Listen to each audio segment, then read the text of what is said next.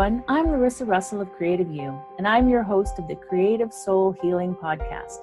Here's where we talk about the connection between creativity and healing by interviewing amazing creatives, spectacular healers, and inspiring people who have used creativity in their healing. What does it mean to be creative? What is creativity? You don't have to write a best-selling book or paint a masterpiece or even play in a rock band. Creativity is in everything that we do, in the ways we think, in the way we run a business. In our everyday lives, we are creative all the time. Let's talk about how we are creative and how creativity helps us heal mentally, physically, and emotionally, right now on the Creative Soul Healing Podcast. Hi everyone, Larissa Russell of Creative You Healing, and welcome to the Creative Soul Healing Podcast. Today I have with me Candy Leigh. Candy Leigh is a mindset coach and yoga instructor. She was in the aftermath of her divorce and trying to support her 3 kids when she got laid off not once, but twice from the same company after a 20-year career. All this while she was physically recovering from back surgery and emotionally recovering from her home getting robbed twice. I see a lot of things happening there, and Candy was at her breaking point, understandably, devastated and not sure what to do next. So she literally got in her car and started driving in an attempt to get lost and hopefully finally find herself. Her book, Finding Life in Between, takes readers on the ride of her recovery journey. It contains real-life examples of the inner work that we can choose to do to develop the mindset to survive the jolts of life. So welcome, Candy. Thank you, Larissa, so much for having me here today. Yes, well, I have to say I've been in similar situations in my life where it's just like one thing after another happens, but that is a lot. So can you share a little bit of that story and the path that's brought you to where you are now? Oh, absolutely. I'd be happy to. And sometimes, when I hear somebody reading that back and I'm just like, how did that even happen? Like, how could I possibly have lived through that? Or how did that happen to me? So when I think back to going through the motions of life. And I think it's something that a lot of us find ourselves in. And I refer to it as the days that I kind of muscled and hustled through life. And it was going through the motions of living the definition of what I look back now at as somebody else's definition of success. And I really think about it as trying to climb the corporate ladder, trying to hustle into a title or a position that I thought was going to be the right thing for me based on what my education was and in the midst, and what my career goals were at the time. And all of that was good in those moments.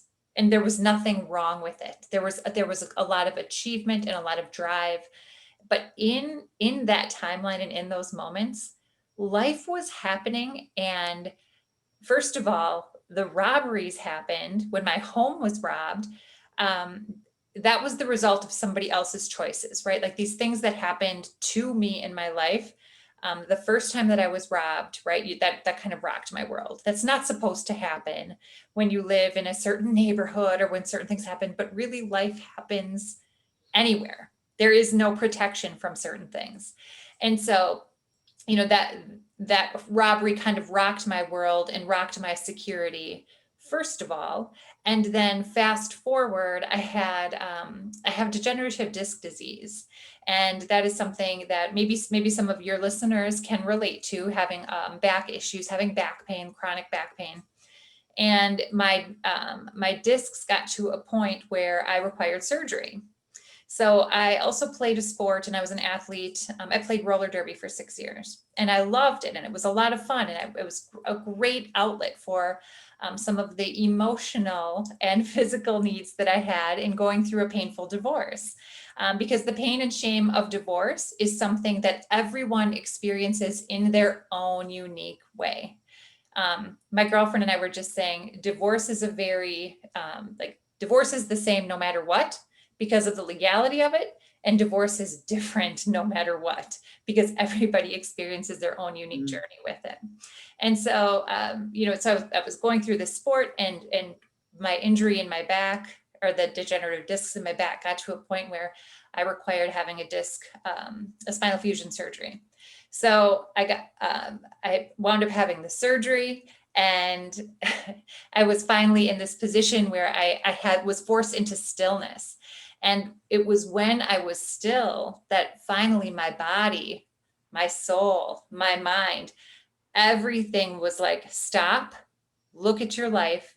You are forced into stillness and silence where you really need to pay attention to what is all happening around you.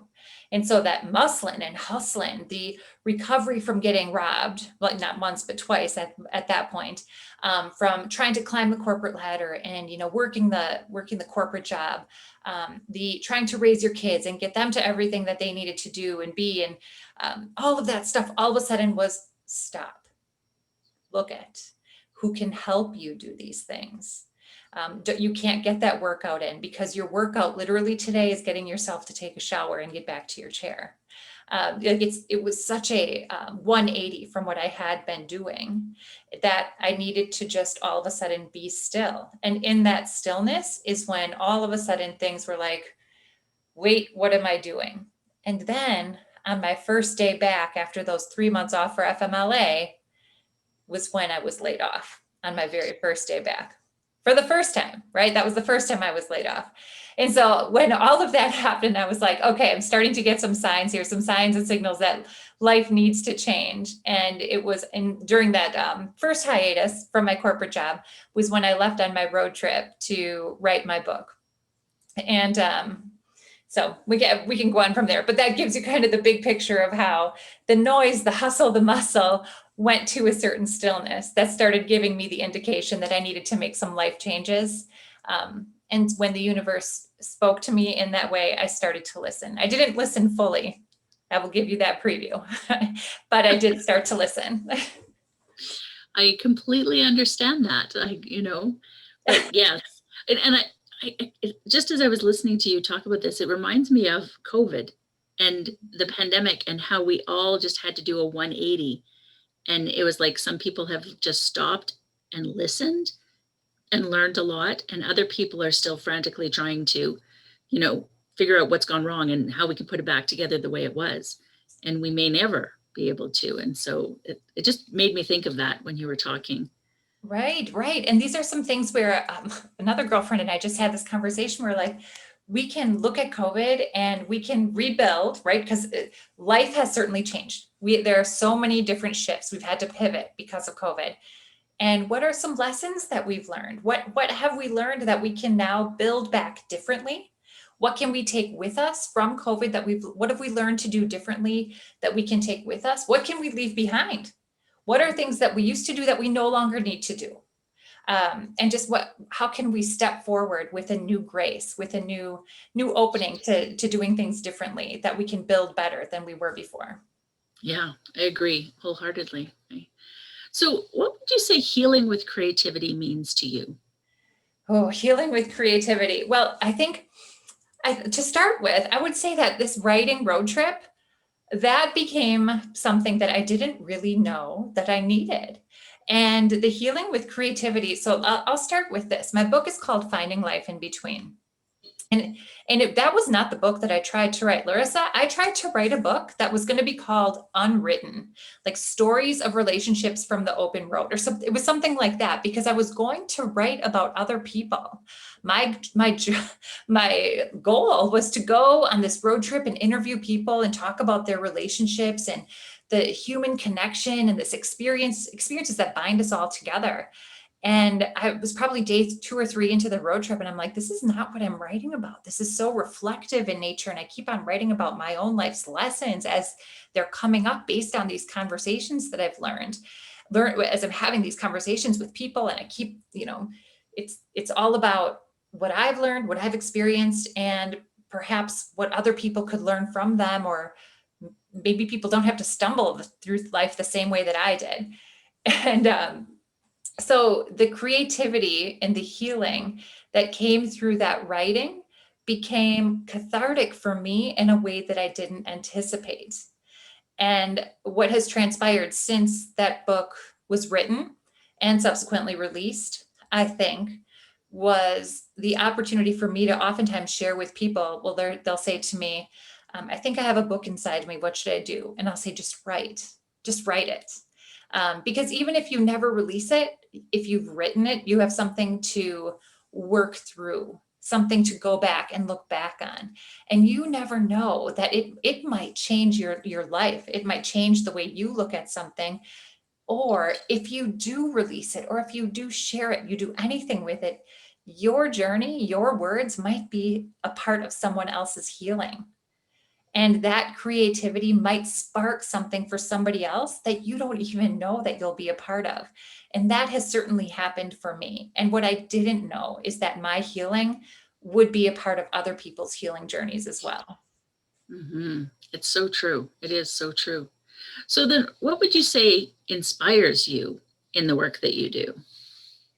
Oh my goodness, so much, so many different things, so many different people inspire me, different experiences inspire me. And I think right now what inspires me the most is hearing from people, learning from people, watching other people on their own journeys inspires me. I'm a member of a lot of different groups, keeping in touch with the teachers that I'm a part of, yoga teacher training with.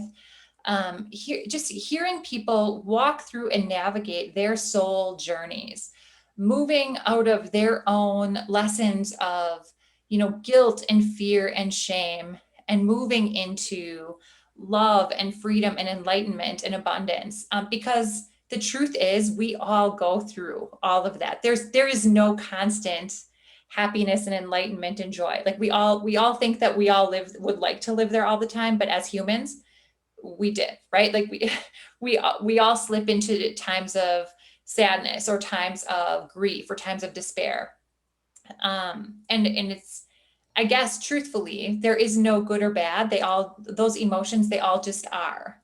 And as we go through that and we have those journeys, I think what inspires me the most is to watch and know that we all go through that together. Or we not necessarily together, we all go through that. And if we all can have the courage to kind of talk about that or bring that to the forefront, that inspires me to know that we can stand in truth in that and own it and come across it, come through it, and stand on the other side of it and love ourselves enough on the other side of that too. Oh, that's so important. So important. I think that the idea of sharing is really important too, right? Because then you recognize that you're not alone in. So yes, we're all going through our own thing, but there's so many similarities on those paths. And Yeah, we don't always know that. right. And Brene Brown talks about it too. Like, let's not add shame to the fact that we all go through this stuff. Like, we don't have to add shame on top of the fact that we're all, afraid of things sometimes. Let's just all be courageous enough to stand in the truth of the fact that we all get angry sometimes. We all have a little bit of pride sometimes. We all do these things. Let's just not shame each other for it. Let's just be truthful and love each other and love ourselves enough to just share it and get through it and help each other navigate these waters together. Yeah, absolutely. Absolutely. So then I think I might know the answer, but what is the creative healing modality you use the most for yourself? I think writing is probably one of them. I was going to say that. Writing is definitely one of them. But I would say in addition to that, I definitely have a daily meditation practice that helps me stay grounded. And even it's a daily meditation in the morning that helps me just stay connected, stay rooted, stay strong. And even when I'm starting to feel anxiety, so let's just stand in truth about that. Sometimes if I'm feeling worked up, I can feel it in my chest, feel a tightness in my throat, anything like that, I will pause and get connected to my breath, or even do tapping on my fingers just to connect and take an inhale, exhale, just to try to ground myself, reconnect, and just remind myself where I am here. I am here now, and easy mantras just to stay connected and ground. And whether that's just for daily living or to get back, get into a flow for creativity. I think that's one I would add as well. Yeah, for me as well, it's very important. I do my meditation and journaling every morning. It's Awesome. so important, right? So yeah, Awesome. yeah. So what would you say that you're the proudest of in your life? Oh, I'm the proudest of my kids. I'm a proud mom. My kids are 19, 17, and 14 right now. And I think I am the proudest of my relationship with them. I'm the proudest of the young adults, like the incredible humans that like they start out as these little people, like how is this going to work? What are they going to become? Right? Like it's a miracle that they're even here and born, and they just have become these incredible humans. And I am in awe of them. I love them. I'm so proud of the independence that they have, of the majority of the choices that they make, of the of the age appropriate decisions, both good and bad, that they make. I love watching them step into their power and their authority of who they are. And it's such a great adventure to be a mom. And so I'm very proud of that. And I'm sometimes I wonder, like, I'm blessed. I wonder, like, are you sure you trusted me with three of them? Like, like, am I the right one to have three? But I guess so, because here we are. So I'm humbled by having the three of them. I am grateful, and I'm filled with love, and I'm so proud of being their mom. It's the greatest gift for me. Oh, I love that. I love that. And we do get that a lot from the moms that come on, I have to say, that, yeah, our kids, and because they're just a huge part of us, right? Our kids are. So yeah, it's so important. So if you could change one aspect of our society through your work, what would that be? Oh, well, what immediately came up for me is something that I share with my kids really often. And that is that I always ask them to come from a place of love. And I think that if I were to say one change in society, is that I think that people often react instead of respond. Um, we collectively are very quick to sit behind a keyboard and fire off messages that are easily too hot or too reactive, and instead of maybe pausing to really think through, what do I want this message to say if I wait for my emotional wave to calm, and I really sit and come from a place of love. What is my intent with this message? What do I want the words to sound like, to feel like, and to be? If I picked up the phone, would it be different? If I waited till we were face to face, would this be different? And no matter what that looks like, I think that if we all just paused and came from a place of love, we could heal people, we could heal wounds, we could prevent wounds, we could prevent word wounds, and we could work better together. I love that answer, because it's so true. It's so easy, especially in our, like, we're in this technological age where everything is online, and it's so easy when we get caught up in something, we see something that offends us, or we see something we don't agree with, or, whatever it is, and we whip something off. And I know I've been guilty of it too, even though I really try hard not to.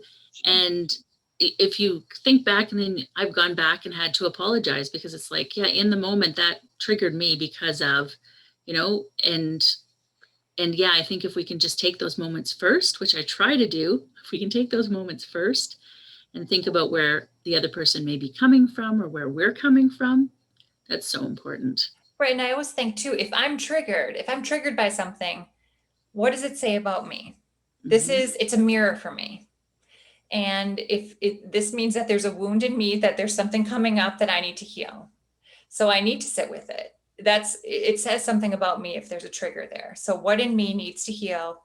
And chances are somebody's not coming at me just because they're trying to come at me. Chances are their intent is not to, like, get at me today. And if there is, that says more about them than there is about me, right? But if there's a trigger, I need to sit with it. There's something in there that I need to uncover and do some inner work about. And if I can do that and uncover it, and then I can respond from a place of love, not only for the other person, but also for myself, then we both have a chance to step forward. We both have a chance to heal, right? We can move forward together. Yeah, absolutely. Absolutely. So imposter syndrome is one of those things that I'm learning most people, I have always said women have struggled with, but as I've interviewed more and more men, I realize it's a struggle we all have. So have you struggled with imposter syndrome? And if so, how have you worked through that? Oh, that's such a great topic. Great question. Yes, 100% yes. Imposter syndrome is real, and I have absolutely dealt with it. And I think that imposter syndrome is one of those things that it just takes time and presence and practice to get through. And I would say that for me specifically, one of the ways that I dealt with this was, and I'll start right when, so I got laid off. We talked about this in the beginning. So I was laid off from my job, and I said, I'm going to write a book. And so I was like, oh my God, I'm an author. And then I'd be like, oh, I'm an author. Okay, I can say it. I'm an author. Okay, yes, I am an author. So it took a while just to say that. And then to say, I am an international best-selling author. And even to say that today still seems a little like, oh, that seems funny, right? That doesn't seem like it could possibly be real. So I think it just takes practice and time to try on, and then to accept this new cloak or this new hat that we get to wear. So the practice and the time is one thing, but as we go forward, it's also as if for 20 years, I was an employee of a company, and people knew me as the consultant or the manager of a certain team, or the person who was an expert on X because I sat in a specific aisle, or I did a certain thing, or I had, certain relationships, or they could call me and I would know what to do about certain, projects or certain things that needed to be done for a certain area of the company. Well, all of a sudden, all of that changed. So when that changed, it was like, well, what do I do now? How do I represent myself? And so I think when you start to build your brand, it just takes time, and it takes iterations of yourself. And I did have a conversation with somebody who's an entrepreneur, an author. She's an international speaker. She's a fantastic woman all around, fantastic consultant and coach. And she said to me, she's like, it's very normal in your first year to reinvent yourself or rebrand yourself or get a new tagline. She's like, don't worry about that. If you feel like you're stumbling through that, just do it, because, it takes a little while to try on your persona and to test out what your title and your tagline is. She's like, that's a very normal and natural thing for new entrepreneurs to do because of imposter syndrome, because it just feels funny when you go from being who you were for 20 years to stepping out on your own. So with that in mind, I would just go back to just practice, just say it out loud, and then just claim it. Like, yes, I am an author. Yes, I'm an international best-selling author. Or I am a yoga teacher. I am a yoga teacher, a coach, a mindset coach, and an author. It just takes the time and practice to get there. It is. It's so true. And you just have to keep repeating it to yourself till you believe it. Exactly. It's true. So can you tell us a little bit about your book? And so you went on this car trip and wrote it. And so can you tell us a little bit about that? I'm going to reach up and grab it here. So here it is. It's called Finding Life in Between. And so what happened was I hopped in my car and I went on this road trip, and I had mapped out a loose plan of different places I was going to stop and go. I live in Wisconsin, so I was just going to go south to probably South Carolina. And I decided I was going to meet people that I would feel kind of energetically drawn to, interview them, ask them a few questions about who they are, where they're from, are they in a relationship, tell me about the good, the bad, the ugly, and kind of move on from there. And I was like, this is what I do. I was a consultant for many years. I thought this is what I do for a living. It'll be fine, no problem. And what I found was that on these stops, as I started talking to people, the conversations got very in depth. So it was more quality, less quantity, more quality. And then I had so much drive time that I had like just a lot of reflection. And as I drove, would talk to girlfriends, and we would dive deep into different stories of our own lives, or I would say, I talked to this person today and here's what we talked about. And it would trigger these conversations from our own past, or relationships that we had. And so what happened was I wound up kind of diving deeply into my own kind of past and history of what brought me along on this journey. And so my book really, it kind of got broken into a couple of different sections. The first section is called The Winding Road, and it's all about kind of what brought me into the idea of writing the book. The next section is called Packing and Unpacking Real Life, which sort of is like what roller derby, getting divorced, and all of those real life moments that were like, how did I get robbed twice? Like, what happened? And when we go on our social media, we tend to share like our highlight reels. You know what I mean? We see like the great stuff that people, tend to share, but it's those in between moments that really make up what happens in life. We tend to share the highs, we mask the lows, and we don't we don't live up here all the time, but we don't take up residence in the low spaces either.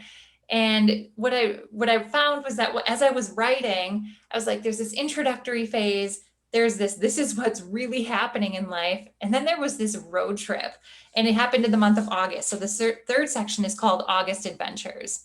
And it's all about, what happened. And in that August timeframe, it's all about that inner work and what happened in those conversations that were like, I guess I do still have a little bit of work that I need to do on some of those things that I thought I had already processed. And it's all about that journey through kind of that, like I was saying earlier, kind of going back through that hopelessness and that grief, and back up to, no, I'm good. I have the courage. I've got the willingness to go through this, and I'm okay. You know what? I'm still navigating some of the fear of what's happened in real life, and you know what, I'm willing to go through it, and I'm going to be all right. And it's kind of those things that we don't always talk about. And especially as women, sometimes we muscle through and we're like, no, we're okay. Got to be fine. I'm going to be all right. I can do this myself, and I'm going to make it, and I'm going to be okay. No, there were some moments in there that I was like, no, I don't think I'm okay. I don't think I'm going to be okay. There's some conversations that were pretty raw. There's some very vulnerable moments that I shared in here. But I did it because I had a very good friend who I had shared some of the information in here with, and he said to me, people today crave the truth. People need the truth. And if you can't tell the truth, what good are you? And I was like, you know what? You're right. You're right. And if it's scary and it's making my palms sweat, it's probably what I need to release. And it might be what somebody else needs. It might just be what somebody else needs to be a part of their healing too. And yeah, so that's kind of what's all in here and how it got there. I love that. Well, I can't wait to read it. So that's awesome. Well, I hope you enjoy it. And when you do, you'll have to let me know what you think. Yes, absolutely. Absolutely. Because it sounds wonderful.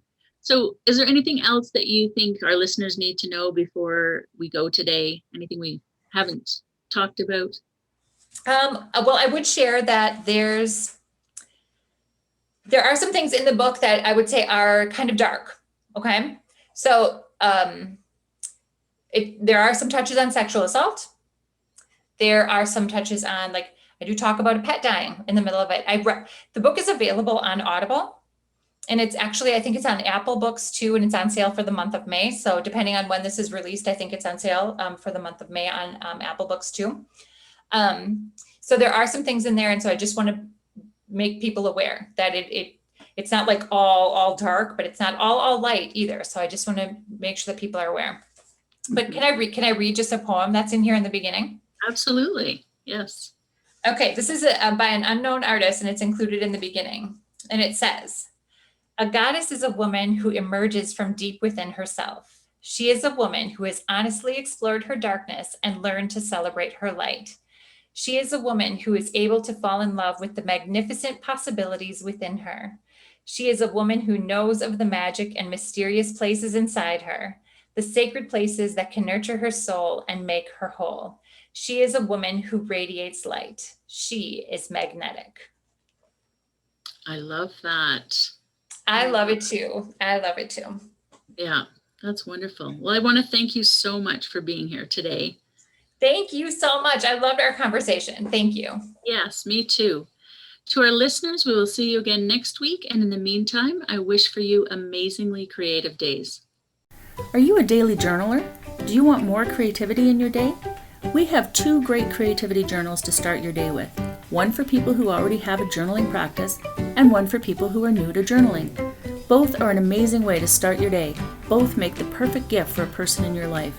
Check out Have an Amazingly Creative Day and How Do I Have an Amazingly Creative Day? Both currently available on Amazon. Click the link below to purchase yours now.